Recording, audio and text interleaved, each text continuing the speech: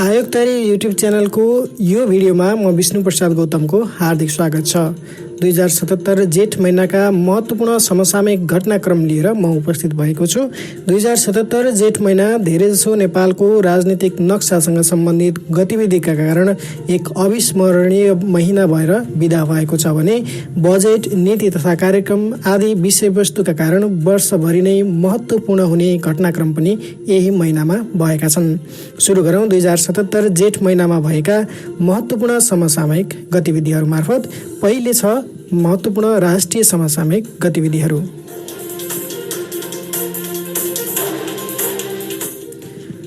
दुई 2077 जेठ 1 गते नेपालमा कोरोना भाइरसको कारण पहिलो मृत्युको घटना भएको थियो। सिन्धुपाल्चोककी 29 वर्षीय महिलाको मृत्यु भएको थियो। 2077 जेठ 1 गते कोरोनाकै कारण मृत्यु भएको पुष्टि भने स्वास्थ्य मन्त्रालयले 2077 जेठ 3 गते गरेको थियो।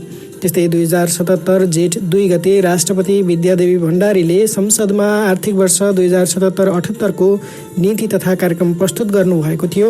उक्त नीति तथा कार्यक्रम 276 बुँदे रहेको थियो। त्यस्तै 2077 जेठ 3 गते 27औं मदन आश्रित स्मृति दिवस रहेको थियो। 2050 जेठ 3 गते तत्कालीन नेकपा एमालेका महासचिव मदन भण्डारी र संगठन विभाग प्रमुख जीवराज आश्रितको दासढुङ्गामा भएको जीव दुर्घटनामा निधन भएको थियो। त्यस्तै 2077 जेठ 5 मा मन्त्री परिषद बैठकले लिपुलेक, लिम्पियाधुरा र कालापानी समेटिएको नेपालको नयाँ राजनीतिक नक्सा स्वीकृत गरेको थियो। भारतले सन् 2019 नोभेम्बर 2 मा जारी गरेको आफ्नो नयाँ राजनीतिक नक्सामा नेपाली भूमि लिम्पियाधुरा समेटेको थियो। त्यस्तै 2077 वैशाख 26 गते 2020 मे 8 मा लिपुलेक हुँदै मान सरोवर जाने सडक उद्घाटन गरिसकेपछि दुई देशबीच पछिल्लो नक्साको विवाद उत्कर्षमा पुगेको छ। त्यस्तै 2077 जेठ 6 गते नेपालको सरकारको आगामी आर्थिक वर्ष 2077-78 को नीति तथा कार्यक्रम प्रतिनिधि सभामा बहुमतले पारित भएको थियो। त्यस्तै 2077 जेठ 7 गते नेपालको नयाँ राजनीतिक नक्सालाई भूमि व्यवस्था, सहकारी तथा गरिबी निवारण मन्त्री पद्मा अर्यालद्वारा औपचारिक रूपमा सार्वजनिक गरिएको थियो।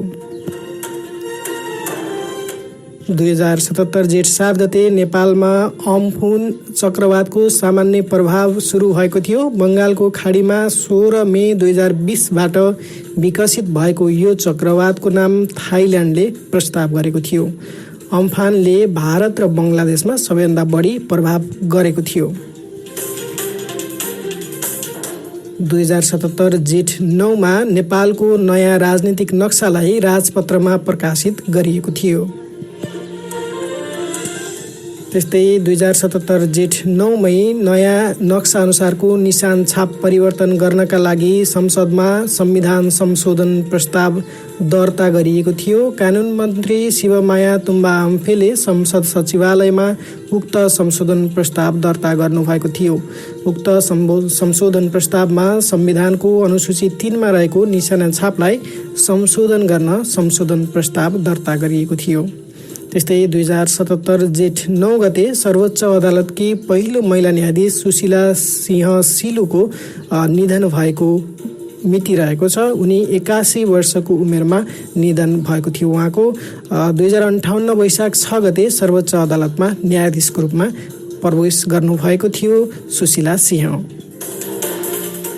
त्यस्तै 2077 जेठ 10 गते अन्तर्जातीय प्रेम सम्बन्धका कारण रुकुम पश्चिमको चौरजहारी नगरपालिका 8 सोती गाउँमा भएको घटनामा 6 जनाको मृत्यु भएको थियो। स्मरण रहोस् 2063 जेठ 21 गते नेपाललाई छुवाछुत मुक्त राष्ट्र घोषणा गरिएको थियो। त्यस्तै 2077 जेठ 13 गते अद्यावधि गरिएको नेपालको नक्सासहितको सङ्घीय संसदको नयाँ लोगो परेगमा ल्याइएको मिति रहेको छ। त्यस्तै 2077 जेठ 15 13औं गणतन्त्र दिवस मनाइएको मिति हो। 2065 जेठ 15 गते नेपाललाई सङ्घीय लोकतान्त्रिक गणतन्त्रात्मक देश घोषणा गरिएको सम्झनामा यो दिवस मनाउने गरिन्छ। त्यस्तै 2077 जेठ 15 गते नै अर्थमन्त्री युवराज खतिवडाले आर्थिक वर्ष 2077-78 को बजेट सङ्घीय संसदमा प्रस्तुत गर्नुभएको थियो। कुल 14 खर्ब 74 अर्ब 64 करोडको उक्त बजेटको चालु खर्चतर्फ 64.4%, पुँजीगत खर्चतर्फ 23.9% र वित्तीय व्यवस्थातर्फ 11.7% विनियोजन गरिएको थियो। त्यस्तै आर्थिक वर्ष 2077-78 को आर्थिक वृद्धि दरको लक्ष्य यो बजेटले 7% राखेको छ। त्यस्तै 2077 जेठ 17 गते सरकारले कोरोना महामारीको बेला विदेशबाट ल्याइने नेपालीको व्यवस्थापनको लागि नेपाली सेना परिचालन गर्ने निर्णय गरेको थियो। त्यस्तै 2077 जेठ 18 गते कानुन न्याय तथा संसदीय मामिला मन्त्री शिवमाया तुम्बा आम्फेले नेपालको संविधान दोस्रो संशोधन विधेयक 2077 प्रतिनिधि सभामा पेश गरेकी थिइन्। यही 2077 जेठ 9 गते संसद सचिवालयमा दर्ता भएको उक्त विधेयकमा संविधानको अनुसूची 3 मा रहेको नेपालको निशाना छापमा रहेको नेपालको नक्सा संशोधन प्रस्ताव गरिएको छ। त्यस्तै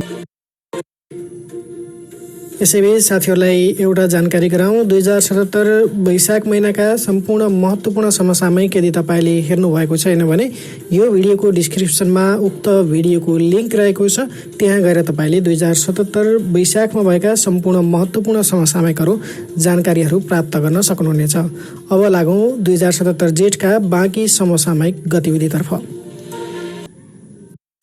2077 जेठ 21 गते नेपालमा जातीय भेदभाव तथा छुवाछुत उन्मूलन दिवस मनाइएको थियो। सरकारले 2063 जेठ 21 गते नेपाललाई छुवाछुत मुक्त राष्ट्र घोषणा गरेको थियो भने 2020 को मुलुकी ऐनले पनि छुवाछुतलाई निषेध गरेको थियो। अब लागौँ अर्को समसामयिक घटना। 2077 जेठ 22 गते को घटना रहेको छ। अरब सागरको दक्षिण पूर्वी भूभागमा जेठ 21 अर्थात् 1 जुन 2020 देखि विकसित भएको निसर्ग चक्रवातको नेपालमा सामान्य प्रभाव परेको थियो। भारतमा 6 जनाको ज्यान लिएको यो आँधीको नाम बङ्गलादेशले सिफारिस गरेको थियो। त्यस्तै 2077 जेठ 22 मा सरकारले नेपाल भारत सीमा सम्बन्धी प्रमाण सङ्कलनका लागि विज्ञ समूहको गठन गर्ने निर्णय गरेको थियो। विष्णुराज उप्रेतीको संयोजकत्वमा 9 सदस्यीय समूह गठन गरिएको हो।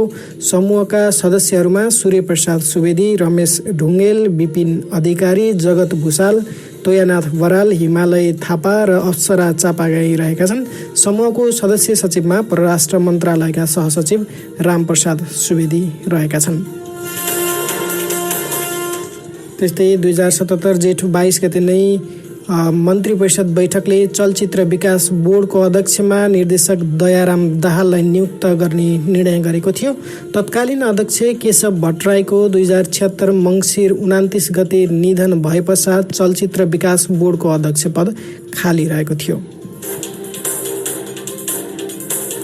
त्यस्तै 2077 जेठ 26 मा रुकुम पश्चिममा 6 जना युवाको ज्यान जाने गरी भएको घटनाको छानबिन गर्नका लागि संसदले संसदीय विशेष समिति गठन गरेको थियो। सांसद देवेन्द्र पौडेलको संयोजकत्वमा सांसदहरू इकबाल मिया, दुर्गा पौडेल, पार्वती विसुङखे, प्रकाश रायमाझी, विमला विक, महेश्वर गहतराज, मीनबहादुर विश्वकर्मा र राम सहाय प्रसाद यादव सदस्य रहेको 9 सदस्यीय समिति गठन गरेको थियो। त्यस्तै 2077 जेठ 28 गते सरकारको तर्फबाट अर्थमन्त्रीले 2077 जेठ 15 गते संसदमा प्रस्तुत गर्नुभएको आगामी वर्षको विनियोजन विधेयक अर्थात् बजेटलाई प्रतिनिधि सभाबाट बहुमतले पारित भएको थियो। 2077 जेठ 28 बजेट पारित भएको मिति रहेको छ। त्यस्तै 2077 जेठ 28 गते नै सरकारले 2076 को माध्यमिक शिक्षा परीक्षा एसईई सञ्चालन नगर्ने निर्णय गरेको थियो। आन्तरिक मूल्याङ्कनबाटै विद्यार्थीलाई प्रमाणपत्र दिने निर्णय मन्त्री परिषद बैठकले जेठ 28 गते गरेको हो। त्यस्तै 2077 जेठ 29 गते मन्त्री परिषदले रेलवे विभागको महानिर्देशकमा इन्जिनियर गुरु भट्टराईलाई नियुक्त गर्ने निर्णय गरेको छ। त्यस्तै 2077 जेठ 31 गते प्रतिनिधि सभाबाट नेपालको संविधान दोस्रो संशोधन विधेयक 258 मतले पारित भएको दिन रहेको छ। नेपालको संविधानको अनुसूची 3 मा रहेको निशाना छापलाई संशोधन गरिएको थियो। अब यो विधेयक राष्ट्रिय सभाले समेत पारित गरेपछि राष्ट्रपतिले प्रमाणीकरण गर्नुहुनेछ र त्यस पश्चात उक्त संशोधन लागू हुनेछ। यससँगै 2072 माघ 9 गते नेपालको संविधानको पहिलो संशोधन पारित भएको थियो भने 2072 फागुन 16 गते उक्त पहिलो संशोधनलाई प्रमाणीकरण गरिएको थियो र फागुन 16 गतेदेखि नै उक्त संशोधन लागू भएको थियो। पहिलो संशोधनले धारा 42 को उपधारा 1 र धारा 286 को उपधारा 1(5) लाई संशोधन गरिएको थियो। समग्रमा 2072 मा जारी गरिएको यो संविधानलाई हालसम्म 2 पटक संशोधन गरिएको छ, जसले धारा 42 को उपधारा 1, धारा 286 को उपधारा 1 र 1(5) र अनुसूची 3 लाई संशोधन गरेको छ। यद्यपि दोस्रो संशोधन अझै कार्यान्वयनमा आएको छैन। अब लागौं अन्तर्राष्ट्रिय महत्त्वपूर्ण समसामयिक घटनातर्फ। 2020 मे 15 मा अन्तर्राष्ट्रिय परिवार दिवस मनाइएको छ। यो वर्षको अन्तर्राष्ट्रिय परिवार दिवसको नारा families in development Copenhagen and Beijing +25 तय गरिएको थियो। सन् 1995 देखि यो दिवस हरेक वर्षको मे 15 मा मनाउन थालिएको हो। त्यस्तै 2020 मे 15 मा अमेरिकामा काला अमेरिकी जर्ज फ्लोयडको प्रहरीद्वारा हत्या गरिएको थियो। यो सँगै सन् 2013 बाट सुरु भएको ब्ल्याक लाइभ्स म्याटर अभियान पुनः चर्चामा आएको छ।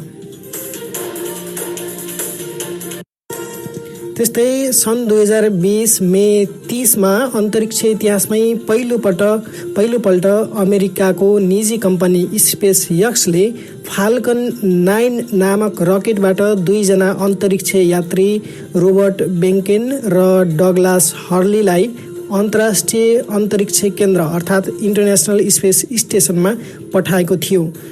इतिहासमै स्पेस एक्स यस्तो निजी कम्पनी बनेको छ जसले चाहिँ अन्तरिक्ष यात्रीलाई स्पेसमा पठाएको हो। त्यस्तै सन् 2020 जुन 5 मा विश्व वातावरण दिवस मनाइएको छ। सन् 1974 देखि हरेक वर्ष जुन 5 मा यो दिवस मनाउँदै आइएको छ भने यो वर्षको नारा बायोडाइभर्सिटी राखिएको छ। भने विश्व वातावरण दिवसको अवसर पारेर नेपालमा प्रदान गरिने वातावरण पत्रकारिता पुरस्कार यस वर्ष नेपाल पत्रिकाका संवाददाता एम बमलाई दिइने भएको छ।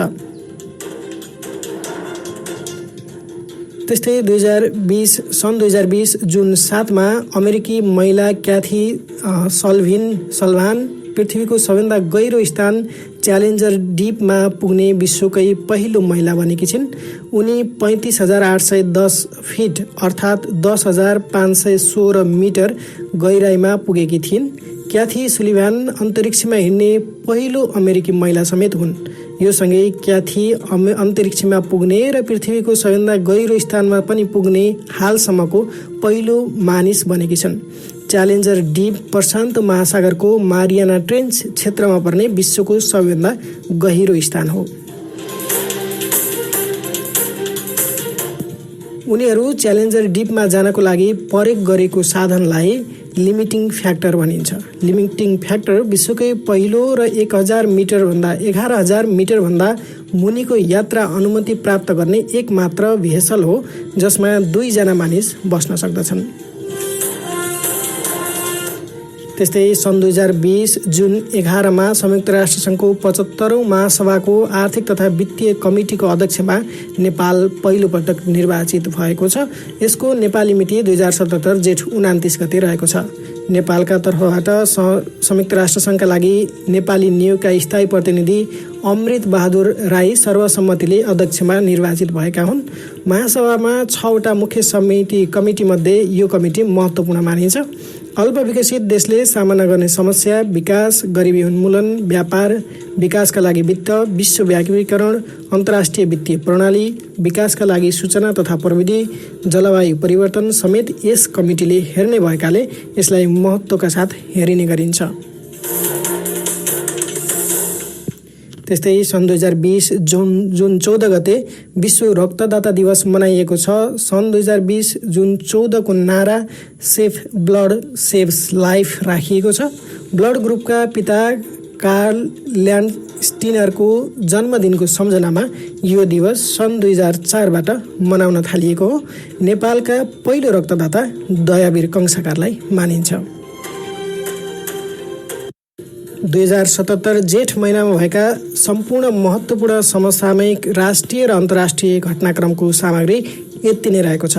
तपाईहरु यदि नयाँ हुनुहुन्छ भने कृपया यो च्यानललाई सब्स्क्राइब गर्न नभुल्नुहोला।